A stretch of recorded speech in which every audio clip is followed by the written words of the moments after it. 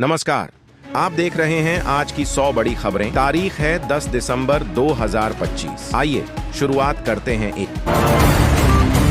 DGCA ने crisis के बीच Indigo को घरेलू शेड्यूल से 5% उड़ानें कम करने का निर्देश दिया है। यात्रियों के रूट तय करने व पायलट रेस्ट नियमों के पालन में सुधार के आदेश दिए गए हैं और एयरलाइन को नया संशोधित शेड्यूल जमा करना अनिवार्य किया गया है।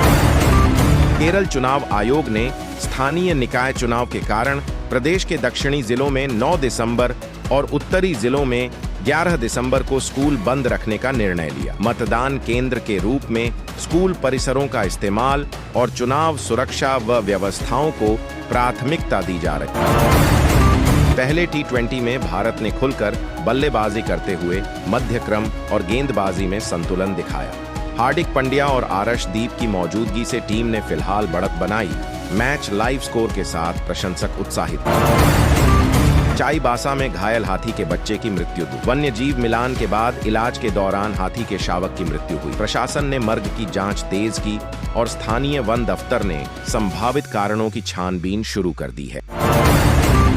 केंद्र की कार्रवाई और काउंटडाउन। केंद्र ने ऑपरेशंस में कटौती के आदेश दिए और एयरलाइन को यात्री सुविधाओं में सुधार तथा पुनर्निर्धारित उड़ान तालिका सबमिट करने के निर्देश दिए। यात्रियों के हितों को देखते हुए रिफंड और रूट कमेंट व्यवस्था पर भी निगरानी बढ़ाई जा रही है। साप्ताहिक शेयर बाजार में मध्यम उतार चढ़ाव दर्ज हुआ। प्रमुख कंपनियों के तिमाही नतीजों और वैश्विक मांग की धाराओं ने सूचकांक पर मिश्रित प्रभाव डाला। निवेशकों की निगाहें मौद्रिक नीति और कच्चे तेल की कीमतों पर टिकी हैं। स्थापित स्रोतों के सार पर आधारित।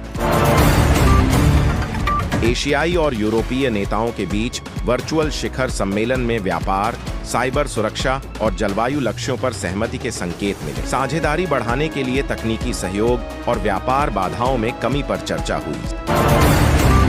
देश के कई राज्यों में रबी फसलों की बुवाई सामान्य हुई, लेकिन कुछ क्षेत्रों में पानी की कमी ने किसान समुदाय को चिंता में डाला। राज्य कृषि विभागों ने सिंचाई राहत और बीज सहायता को प्राथमिकता दी। शहरी अस्पतालों में वेटिंग टाइम घटाने के लिए टेलीमेडिसिन सेवाओं का विस्तार जारी है। सरकार प्राथमिक स्वास्थ्य केंद्रों को मजबूत करने और वैक्सीनेशन ड्राइव तेज करने का निर्देश दे रही है। उच्चतर शिक्षा संस्थानों में AI और मशीन लर्निंग पाठ्यक्रमों को बढ़ावा दिया जा रहा है। IIT और यूनिवर्सिटी स्तर पर टेक्निकल कोर्सेज में नए उद्योग साझेदारी मॉडल प्रस्तावित किए गए। राजधानी में स्थानीय पुलिस ने विशेष पेट्रोलिंग बढ़ाई है। भीड़ प्रबंधन और ट्रैफिक समन्वय के लिए नई यूनिटों का गठन हो रहा है ताकि शहरी सुरक्षा बेहतर हो सके।